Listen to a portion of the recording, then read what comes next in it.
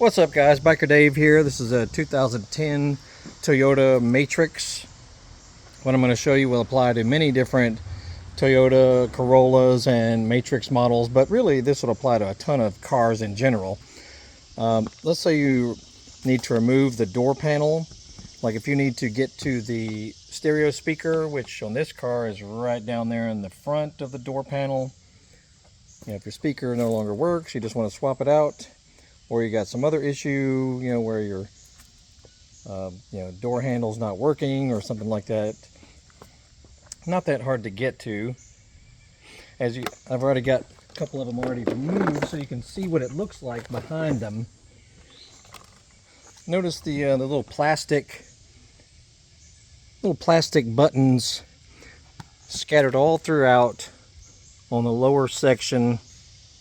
These little white guys here, and if yours breaks also, like say that's breaking off and the bottom of your door panel is flopping down there, you can replace these little things. I'll put a link down below, but you can actually get these in bulk on Amazon pretty cheap. So, and then to remove them, let's say you just want to remove these little guys, you just literally slide them off by hand. As I drop one. But yeah, see these little things? As far as the lower section of the door, this is what holds them in place, is these things right here. Okay? And to put new ones on, you just literally slide them on until they kind of click in place, and that's it. But as far as getting it off of the door, get you a 10mm socket. 10mm, you got 3 pretty substantial bolts. Like this is where the window controls would be, and all you do is just pry it up by hand. Just like get a flat plastic trim remover under the back right there, and you just pop it up, and this literally just pops right off. So if your windows aren't working anymore, that could be something you need to address as well. And then to disconnect it, get your connection right there. It's pretty self-explanatory how it disconnects. You just got a couple of tabs on the side, just squeeze them together, and this pulls off. All right, but you got a 10 right behind the door opener. Remove that guy. You got another 10 down here. This is what actually attaches the panel more securely to the door itself. So you got that guy, and then one that gets overlooked is deep in this little cavity. See if I have a flashlight.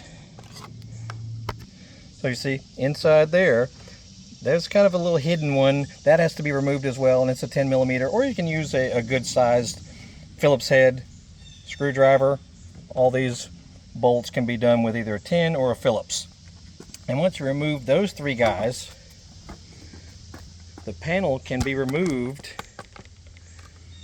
pretty easily. Now I just put mine back on, so I'm not going to remove it. But all you do is once you remove those screws, you just get down here in the bottom and literally just pull back, and those little plastic tabs will pop loose. Then lift up on it, and then disconnect the door opener. So it's all just sort of slides in place back there.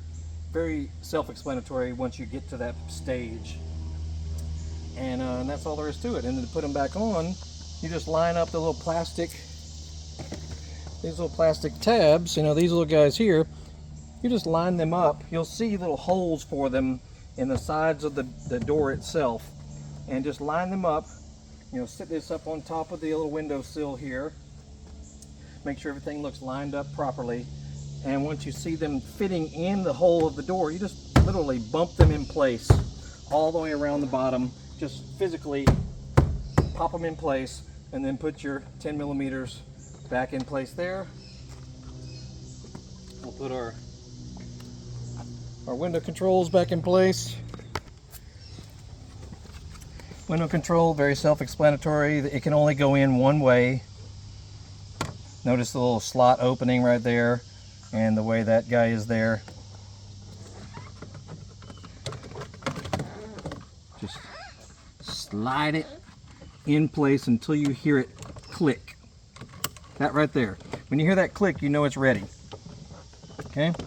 And you got little slots that go here, all through there. These little tabs have to go in there, and it's all done. And you got a front slot that tucks under that right there. So it'd start with that.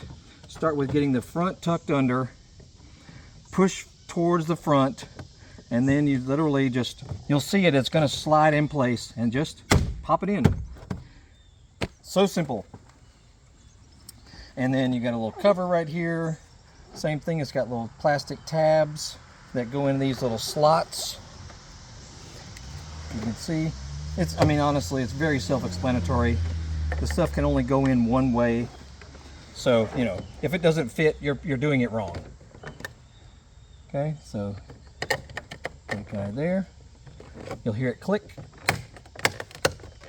And this one comes out just by prying it out with a, you know, like a trim remover, which needs to be plastic. I wouldn't use a screwdriver to remove this stuff because you'll probably scratch parts of the door panel.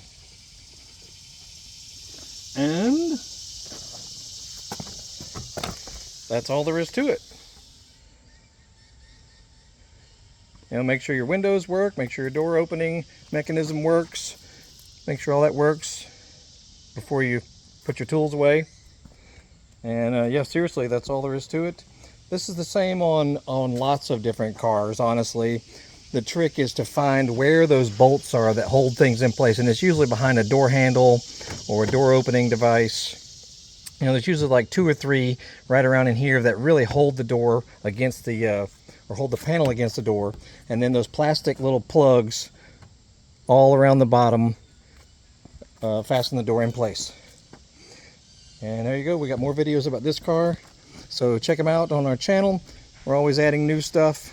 Over 1,500 videos relating to cars, dirt bikes, ATVs, motorcycles, ATVs, scooters, classic cars, all kind of stuff. And look on the description of this video for our social media links, as well as our eBay and Amazon store relating to motorcycle parts and tools, especially if you like to work on your own engines and things like that. So check it out. Biker Dave signing off. Y'all have a great day. 2010 Toyota Matrix.